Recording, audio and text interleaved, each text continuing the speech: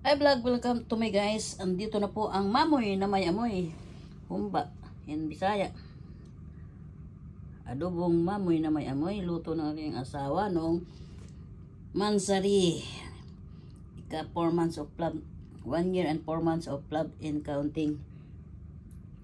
Agosto 29. Yan po ang luto niya. Kumain kayo ng mamoy, kayo ay lalakas. Para malakas kayo umana-ana. Humigop kayo ng gatat para kuminit din ang inyong muka. Kasi mga kakapal na muka, kain ng tamatit. Ayan. At matching mamoy na may amoy. Katutok pamilya dyan, Charles pamilya ba sila ng chitis, kaya mga anak mag-alak yung mabuti. 10 universe, that is in this first part of June. So yung lahat. Be patient, become done, and always be humble. Slowly but surely. Ang mamoy na may amoy. Ay. Kalap.